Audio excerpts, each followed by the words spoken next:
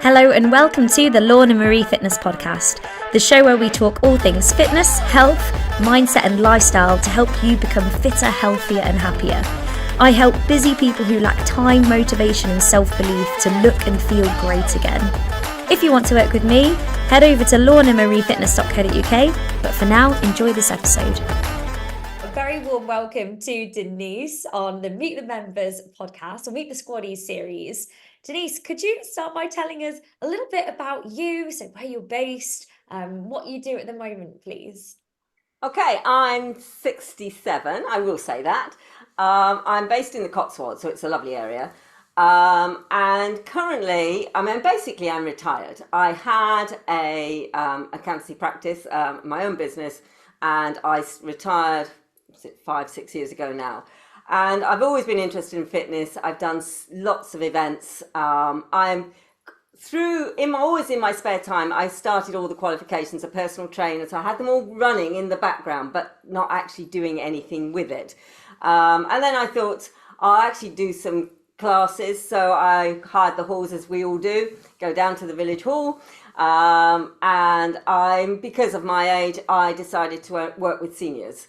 So we did various things, anything sit fit type things, exercise to music, standing and seated. I did some Zumba, and then obviously COVID came, so hence there we are, and we all go on to Zoom.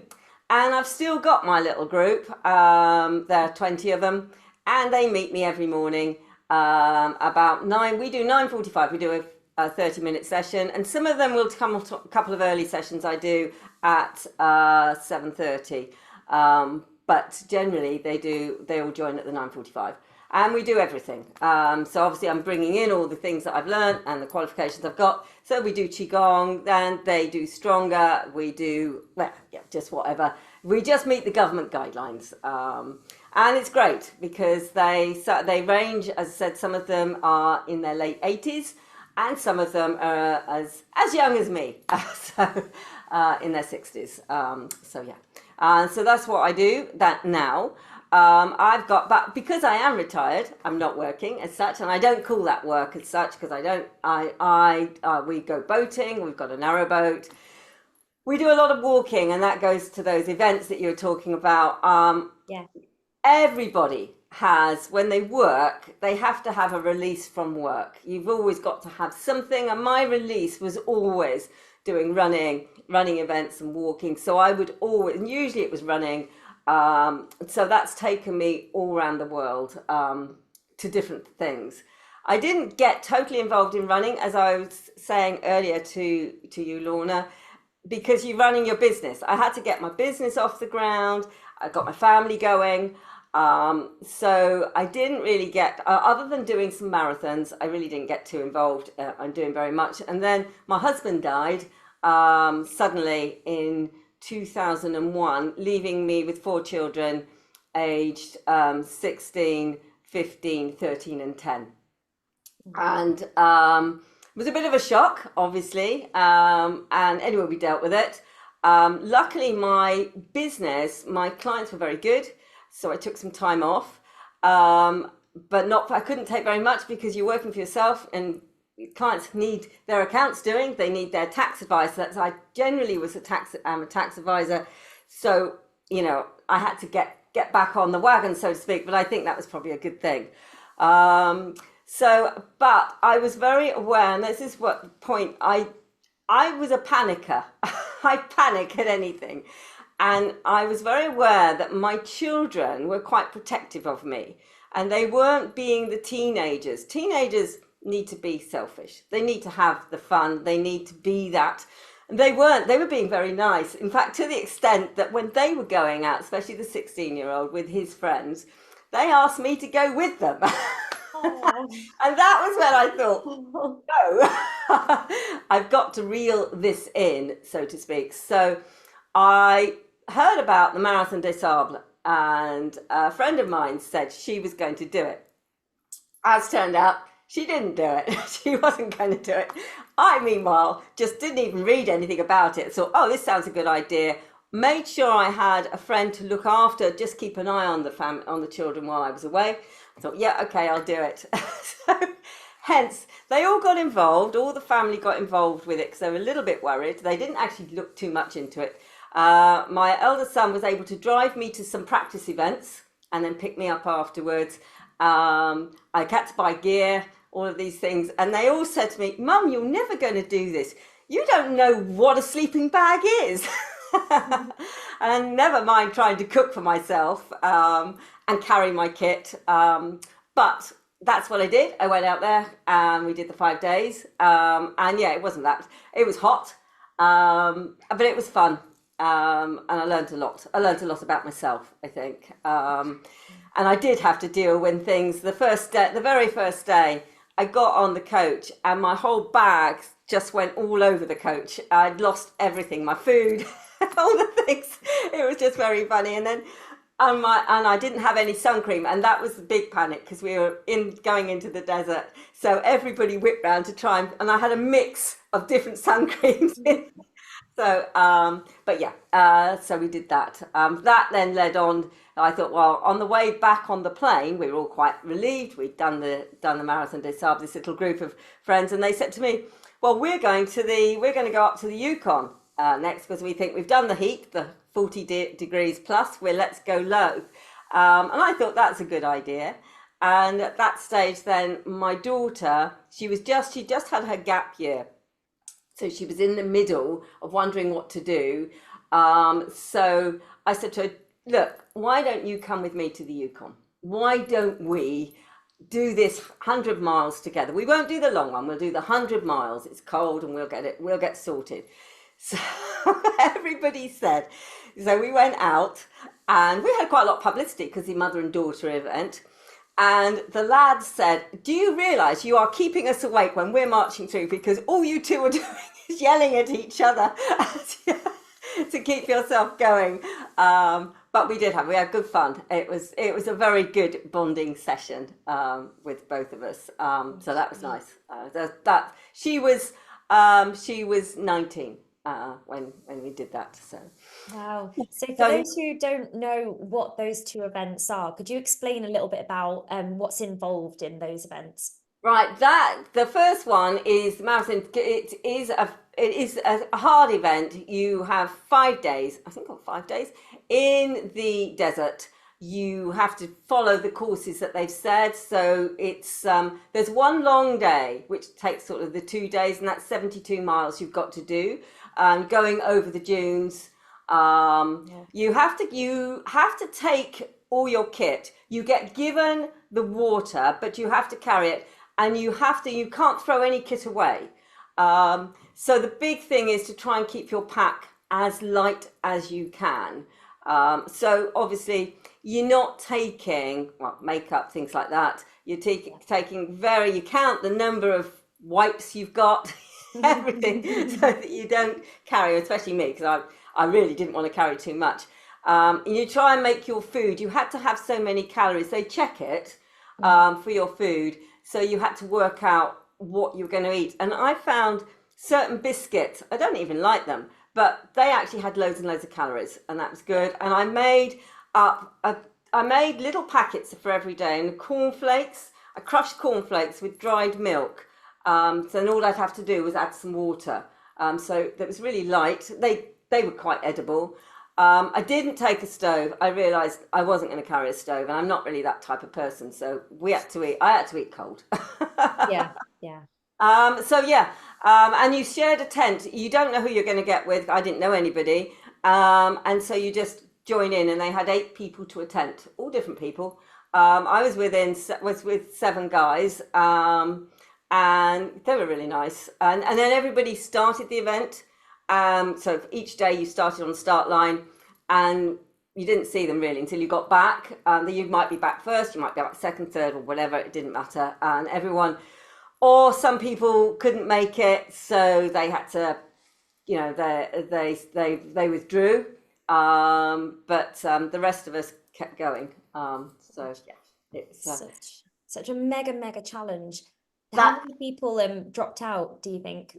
Oh, quite a few drop out, and I can't remember how many did. I just felt so sorry for them because actually you're almost better to stay in. That's the joy of these events. You're better staying in because there's nowhere to go. So you just end up in this sort of tent of people that aren't that happy. Do you know what I mean? You do all you can when you know someone's thinking about dropping out. You do all you can to try and encourage them to stay. You walk with them, you try and get them to keep with you. But once the brain is gone, it's gone, and you withdraw. I mean, I've done events where I've just known I'm not in the right head, but that's in the UK, and actually can see my bed not that far away. Very tempting. But the one in the Yukon was slightly different. We had to try and you had to more navigate, but it was a lot more, again, it was frozen. You crossing frozen rivers. You're going through overflow, which was the scariest bit because it's snow that's then melted, and then you can drop down. And the one thing you didn't want to do was to get your gear wet. You didn't want to get your legs wet because obviously it's freezing cold. You get really cold. So it's quite slow going. And we were pulling sleds. So that they tended to pull okay. They tended to drift a bit because, again, I hadn't bought anything as such. I hired the sled when I was there, but we'd made these lovely sort of harnesses, and I had them made to measure so they were the right for us. So the sled didn't keep coming and knocking into you. There's quite a long set of poles, and it's behind you. Again, you've got to be organised. I've got more organised. I wasn't that organised. When we got tired, my daughter and I, we just decided to bivvy down, as they say. We make a little snow hole, get in there. We were quite chuffed we did that. But we forgot to put our boots within the snow hole. Of course, we just left them outside. So when you wake up, they're absolutely frozen solid. So we had some fun, or not. But that's good. And again, that was the similar type of thing, carrying your stuff, but this time we were pulling it. And you just live very simply, obviously. And then I met my husband, now husband. He's a mountain biker and designer. And of course, we met in January, we married in the May. And I said to him, I've got a good challenge for us we could go and do together. And he looked at me a bit weirdly and he said, well, what do you want to do? And I said, let's go to the Arctic. There's this new event, because I knew the organizer of it because I just met him. And it's 350 miles. And I said, we're just going to cycle along and do it. So he said, that sounds good. I said, you've got to build us the bike. So he sort of thought that I had looked into it. So he said, yes, sign me up. So we signed up. And of course, nearer the start of it, he said, have you really looked at this? I said, I don't read anything until the week before. And anyway, he realized that we did need a lot of stuff and how cold it was going to be. And he had to have the right tires for the bike. So we had to have the tunstall with the spikes because we were going to be on the ice road. And then he made sure that the trailer, which he built, also had the spikes as well. Everybody this time, so the sleds were being pulled because it was much colder and we're on ice. On this event, we're going up from Eagle Plains, which is up in the Yukon, going right up to Toyatuck, which is right at the top. You can only get there in the winter on the ice road. Right. Otherwise, it's the river. It's the Dempster. It's along the Dempster Highway, and the cruise boats come in the summer. Yeah. And that was amazing because we did that. It was cold, as ever. Very, very cold. Where you went out we stayed in. They had five checkpoints. They were all in weird places. And you just one was in a place where they had all the snow plows. So you're sleeping under a snow plow. One was in a church. Well, it wasn't a church hall. It was just this hall in this little village. And we got kicked out, and there was a body being brought in on the back of a lorry. And it was the funeral. There was a funeral for somebody, and they were so we all had to clear out. And eventually we get to the top, and it's all full of Inuits, obviously lovely and lovely people. And they came and greeted us, and they gave us reindeer stew, and then they were just so sweet, and they were so lovely. And that's where we finished. So you stay at different checkpoints, but they're all a little bit weird, and you still have to bring your own food all the way through. So what we did have to do was to carry our food. You had to melt the snow for your for water. So you didn't have to carry water as such, but you had to melt the snow that was around. So yeah, and as I was saying, you go outside and your eyelashes just freeze straight away, and you had to cover. You know, you think you have to cover with the sun, with this to prevent frostbite. You have to cover your whole face, and you have to be really careful. And luckily, there was two of us, so we could check that we had all our face covered. I did get, well, they call it frost nip, which I've got on my toes, and I did though where they got really really cold and quite damp. But as some people had, few people had to actually go to hospital, and they had to leave the race because they got frostbite. And so there's a doctor there, and they check you all the time. But it's so easy because when you get tired, you forget and you don't cover up, and it's really cold. So that was one. So that was good. Oh my goodness. Did you ever reach any points where you just felt like, I can't go on, I don't want to do this anymore? And if you did, how did you motivate yourself to carry on? I certainly got to those points. I get to those points when I only go for a 5 mile run. Yeah, you do get to them. If you're away, I find in another country, you keep going because actually, what is the alternative? You know, when you start to be very rational, you think, well, my flight is booked in so many days. What am I going to do? Where am I going to go? I'm going to have to be here. I can't get back. So in a way, although you feel you sort of want to be helped and rescued, you actually know, actually, I'm out here. I've got to stick with it. I think when I've done long events in the UK, that's the harder point. When it's all going wrong and you're very, very, very tired. Like I did 130 miles non-stop it's on the Leeds Liverpool Canal, with some little diversion bits in it. And we started at Leeds. No, we started at Liverpool and finished at Leeds.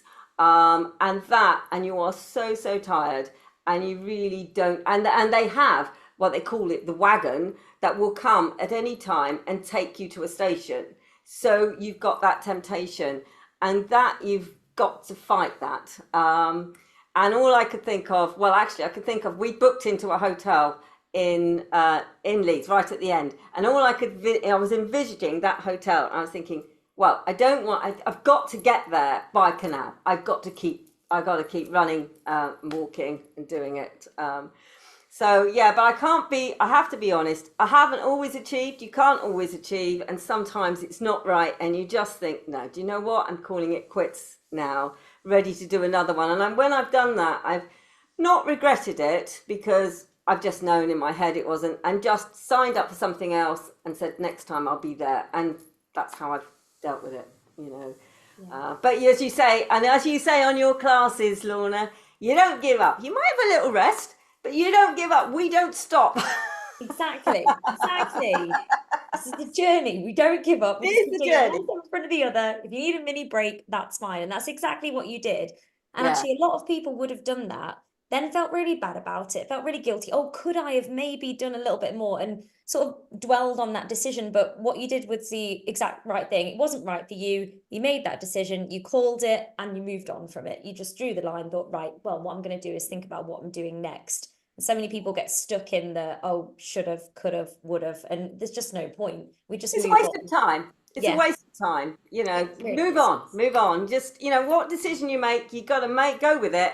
And you just move on. And there's always things out there. And you'll always prove to yourself, yeah, I can do that. The time is right. I'll do it. Gosh, your story is so interesting, Denise. Like going from having your accountancy firm and then the tragic incident with your husband. I'm so sorry to hear that. And thank you for sharing that with us.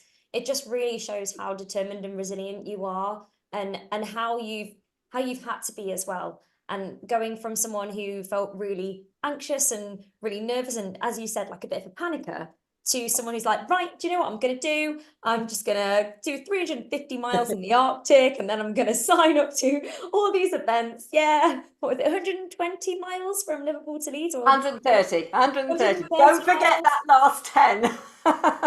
Yeah, that last 10 counts. Every mile counts in these things. Oh, they do. That, whatever you've done in events, that last mile, when everybody says you've only got a mile to go, oh my God, that is the killer mile. That takes forever. Don't ever tell me you've only got a mile. I know, it's awful, isn't it? It's terrible. I remember the last marathon I did was the York Marathon, and exact same thing. Oh, come on, everyone's cheering you at the end. You've only got 1 mile, and you're like, don't tell me. But somehow, I don't know how this happened. I thought I was, you get to the point where you really, really having to have a good talk with yourself. Like, come on, we're not stopping. Like, I'd rather collapse. So you just keep going. Like you say, keep thinking about the end, keep picturing it.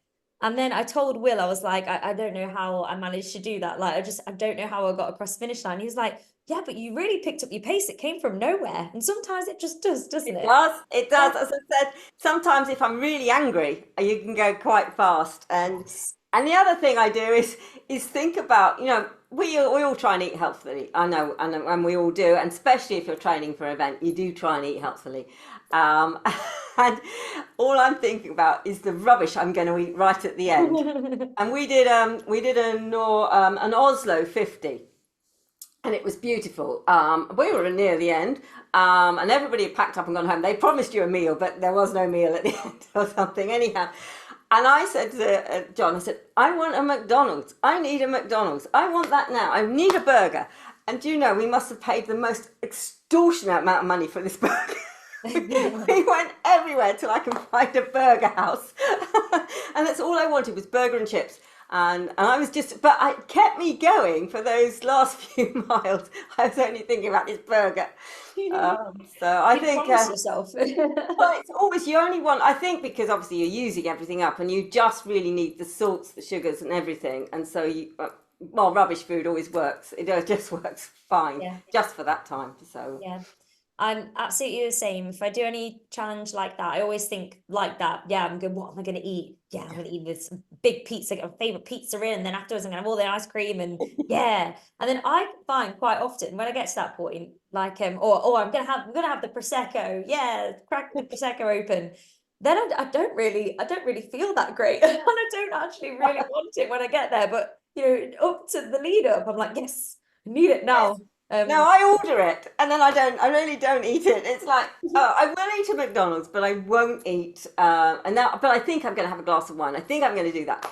And I look at it, and it's like, oh no, I don't want to do any of that. So, I think your body's just so exhausted; it doesn't really know what it wants at that moment in time. But I'd love to know how you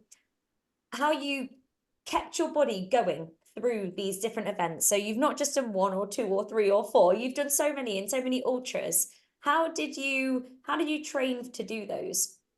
I have a regular routine of training. I always did. Before I started work, or because obviously I did quite a lot of these whilst working, I got up very early. I do get up early. I am a lark. And I would do a good walk or run, whatever it was. I made time in the week to have some sessions, some weight training, just so that I knew that I could carry my pack. And then obviously at the weekend would be a longer whatever we were doing. So whether it would be cycling, whether it would be hills and what have you, longer runs or walks or what have you. So and I did train because of doing ultras. I was a runner. I'm not allowed to run now, but I did train to walk as well, because when nobody runs 130 miles non-stop, you're going to walk a bit of it, and you generally tend to walk the hills going up, and then you'll run and you pick it up again. And therefore, there is no point, if you haven't trained to walk, you can't do it because you're going to be too slow. Your walk pace has to be fast. So I did a lot of training to walk as well as to run, so to keep it going. That's brilliant. And it's such a good point, actually. You wouldn't really think about that. But how did you fit it all in? Obviously, being a working mum of four, how did you fit your training in as well? Just really working really weird hours. So, I mean, I did my time. So I got up early.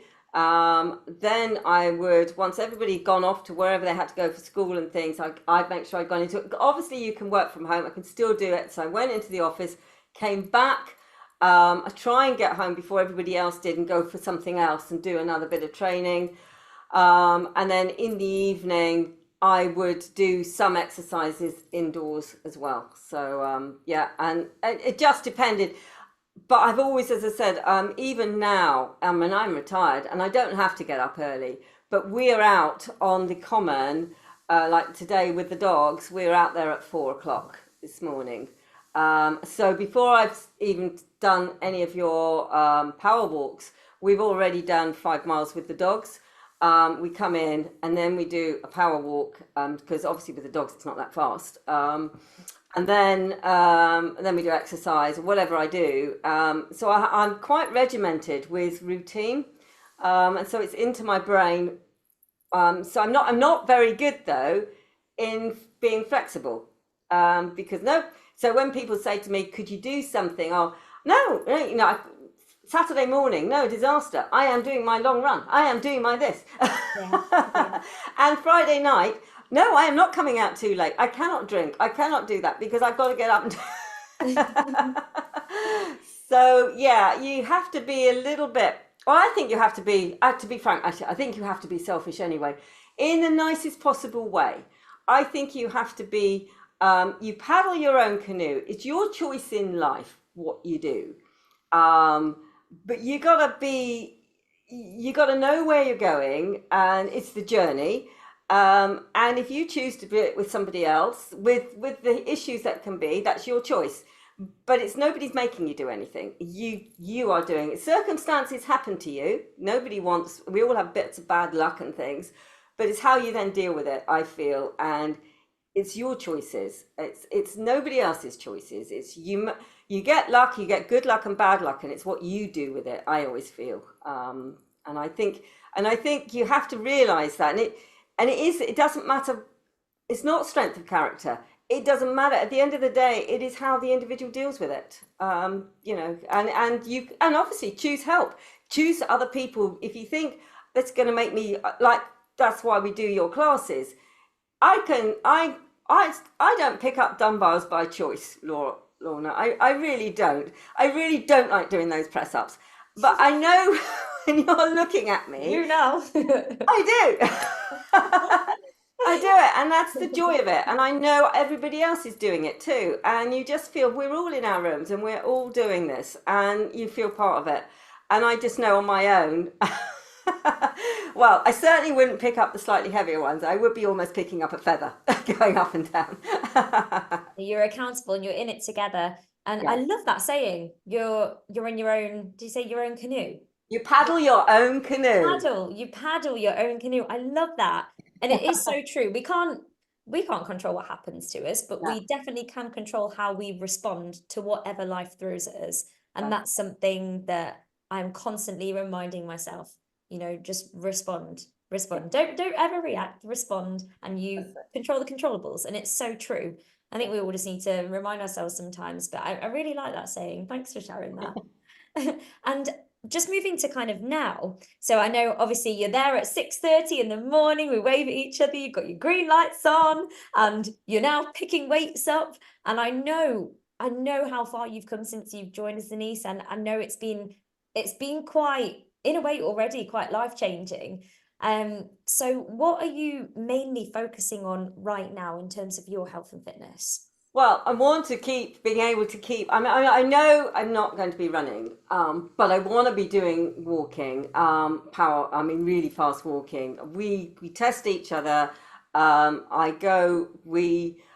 So far since I did recently. I went. We were able to walk 25 miles to a hotel. I do it. We go to a hotel. We stay overnight, and we walk 25 miles back. So. It's a really good way of just testing, and so I want to increase that and increase that for me. And so slowly I'd like to get back to doing those ultras, 50 and maybe the 100, feeling that I could do it, and having the strength to do that. But not so much that. The rest of it is being able to live independently, being able that my children aren't worried about me. They've got enough. They're all obviously fled the nest. They've got families. I've got grandchildren, and I don't want anybody yet feeling, oh, poor nanny, nana. I'm nana, and I don't want that yet. The time will come, but at the moment, I want them to really live their lives and do all the things they've got, like you, businesses, new businesses, trying to get going, trying to set their houses up, sorting their families, whatever. And I don't want to be a burden on them at all. The time is going to come, obviously, and you don't know it. And that's the other thing. We only have so many breaths, and you don't know. And that's the one thing you don't know. So you just got to keep living and make every day. I like to think most days count. I generally try and have most days counting, and not so much loads of things, but I don't like to upset anybody anymore. My days have gone. I don't like things like that because it's such a waste of energy and and a waste of time. And you always just feel horrible yourself if you said anything. So that's where I feel I am. And keeping fit, very, very important. And it keeps you alert and keeps you lively, doesn't it, Lorna? Doing these classes, being part of a squad really keeps you fit and lively and feeling part of a community. And I think that's great.